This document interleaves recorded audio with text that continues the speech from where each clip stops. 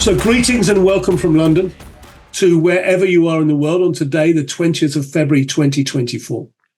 This is day one, session two of the ISRM Institute of Strategic Risk Management, CSWP, Centre for the Study of Wicked Problems, Global Urban Resilience, 3-day virtual conference. And it is a pleasure to see you all here.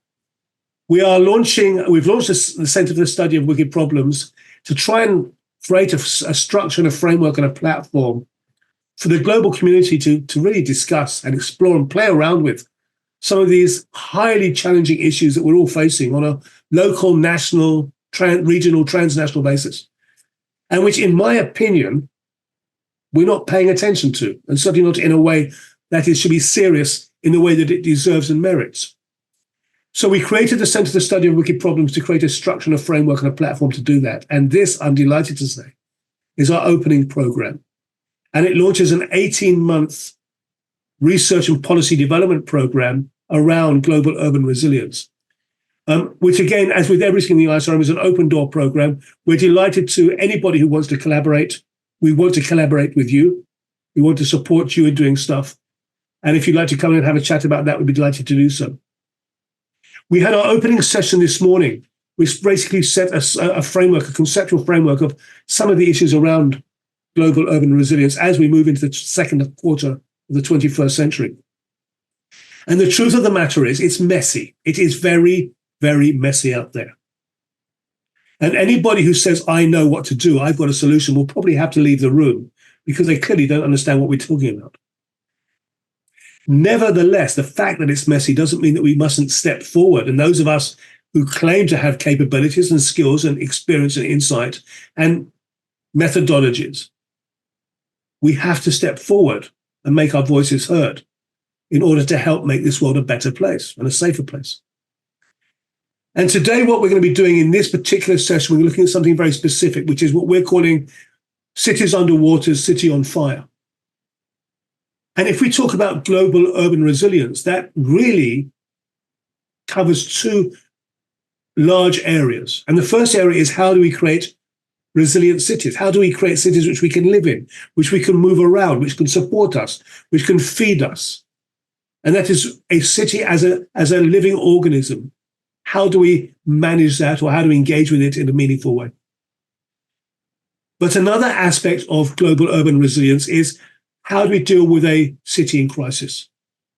When we go what the Americans call right of bang, and we go what we call triggered status, and something happens, what happens next? And that can be an earthquake, or it can be a flood, or it can be infrastructure failure. It can be a traffic breakdown. It could be social unrest. It can be pretty well anything. It can be COVID-19, obviously. It can be pretty well, but the question is, at that moment, what happens next?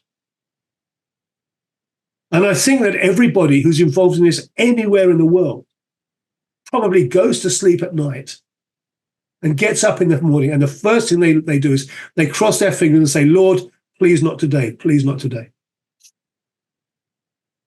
Because the question is, are we doing what we need to do? And the answer is we're not. So I'm looking forward to a conversation today with our panelists and with you, our global audience. We have 77 people now from around the world on this, and people coming in as well. What I'd like to do is introduce my three friends here on this. And Nuha, I'm going to keep coming back to you, Nuha. If you do want to come in, and we'd love to see you, then you'd love me, just to open up your camera and you'll be on the screen. Andrew Blades, an old friend of the ISRM and a stalwart of our weekly Global Crisis Watch, has been involved in pretty well every aspect of Australian national policy development in various roles and various sectors. But we look forward to hearing from you, Andrew. We have got Avgoustinos Chatyigiannis from Cyprus, who is a lieutenant in the Fire Service, which is officially under the UK Fire Service, operating under the Ministry of Defence, and collaborates with Sherrod, the EU, the European University in Cyprus.